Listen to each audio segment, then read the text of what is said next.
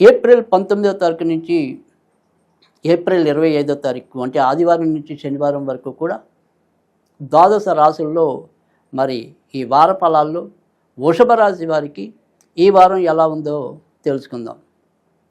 ఈ వారం ముఖ్యంగా ఏదైతే మరి రాశ్యాధిపతి ప్రస్తుతం వ్యయంలో ఉండటం అనేది, తర్వాత మరి ఇంటికి సంబంధించిన గ్రహం కూడా వ్యయంలో ఉండటం, వీటన్నిటి వల్ల మానసికంగా ఎంతో కొంత దిగులు, ఏదో రకమైన ఆందోళన, కొద్దిగా బాగున్నాము అనుకున్న టైంకి ఏదో రకమైన అప్రశాంతత చోటు చేసుకోవడానికి అవకాశాలు ఎక్కువగా ఉన్నాయి.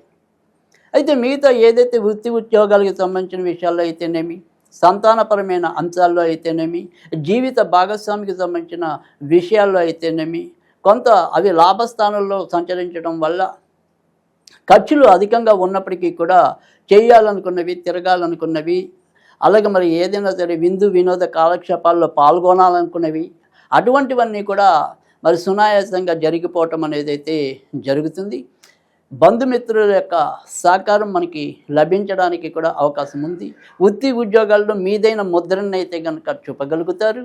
కొత్తగా వివాహం కావాలి అనుకునే వారికి కూడా మరి ఆసక్తికరమైన, అనుకూలమైన పరిణామాలు చోటు చేసుకుంటాయి. ముఖ్యంగా ప్రేమ పెళ్లి కోసం వేచి ఉన్న వారికి అయితే కనుక మరింత మంచి జరగడానికి కూడా అవకాశం ఎక్కువగా ఉంది. అయితే స్త్రీలు పురుషుల విషయంలో కానీ, పురుషులు స్త్రీల విషయంలో కానీ, అంటే కొత్త పరిచయాల విషయంలో మాత్రం ఎంతో కొంత అచితూచి అడుగు వేయవలసిన అవసరం అయితే కనుక ఎక్కువగా కనిపిస్తుంది.